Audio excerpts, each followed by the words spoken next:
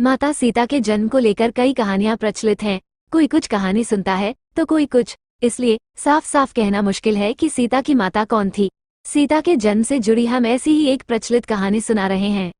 एक बार लंकापति रावण के तप से खुश होकर भगवान ब्रह्मा उसे वरदान मांगने को कहते हैं। रावण उनसे अमर होने का वरदान मांगता है। ब्रह्मा जी उसे अमर होने के अलावा कोई दूसरा वरदान मांगने को कहते हैं। रावण वरदान में मांगता है कि मुझे सुर, असुर, पिशाच, नाग, किन्नर या अप्सरा कोई भी न मार सके। रावण मनुष्य द्वारा न मारे जाने के बारे में नहीं बोलता है, क्योंकि वो मनुष्य को तिनके के समान समझता था। वरदान पाने के बाद रावण हर तरफ तबाही मचाना शुरू कर देता है। एक दिन वह दंडकारण्य नामक जगह पहुंचता है, जहां ऋषि मुनियों का निवास था। रावण को ऋषि मुनियों को मारना उचित नहीं लगा, लेकिन वो उन ऋषि मुनियों के रक्त को एक कमंडल में भरकर साथ ले जाता है। वह कमंडल गृत्समद ऋषि का था, जो पुत्री की लालसा में माता लक्ष्मी से प्रार्थना करते थे कि वो उनके घर पुत्री के रूप में जन्म लें। इसके लिए गृत्समद ऋषि रोजाना पूजा पाठ के दौरान पवित्र मंत्र पढ़कर दूध की कुछ बूंदे कमंडल में डाला करते थे, जिसमें रावण रक्त भरकर अपने साथ ले गया था। रावण कमंडल को लंका ले गया और वो पहुंचकर कमंडल अपनी पत्नी मंदोदरी को देकर कहता है, यह विषैले रक्त से भरा है, इसे संभाल कर रखना और किसी को मत देना। कुछ दिन बाद विहार के लिए रावण किसी पर्वत पर चला जाता है। मंदोदरी को इस तरह रावण का जाना अच्छा नहीं लगता है। वो मृत्यु प्राप्त करने के लिए कमंडल में भरे विष का पान कर लेती है।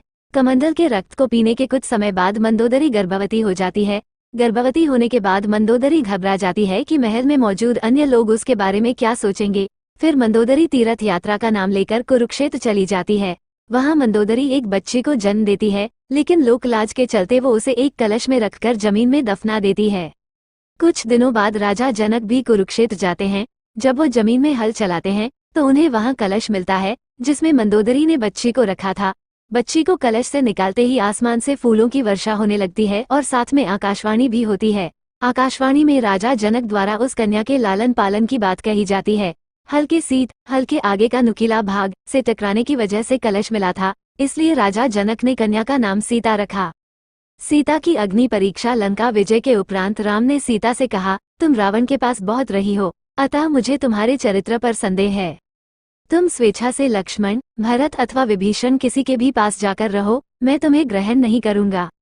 सीता ने ग्लानि, अपमान और दुख से विगलित होकर चिता तैयार करने की आज्ञा दी। लक्ष्मण ने चिता तैयार की। सीता ने ये कहा, यदि मन, वचन, कर्म से मैंने सदैव राम को ही स्मरण किया है तथा रावण जिस शरीर को उठाकर ले गया था वो अवश्य था, तब अग्निदेव मेरी रक्षा करें, और जलती हुई चिता में प्रवेश किया। अग्निदेव ने प्रत्यक्ष रूप धारण करके सीता को गोद में उठाकर राम के सम्मुख प्रस्तुत करते हुए कहा कि वो हर प्रकार से पवित्र हैं। तदुपरांत राम ने प्रसन्न भाव से सीता को ग्रहण किया और उपस्थित समुदाय को बतलाया कि उन्होंने लोक निंदा के भय से सीता को ग्रहण नहीं किया था।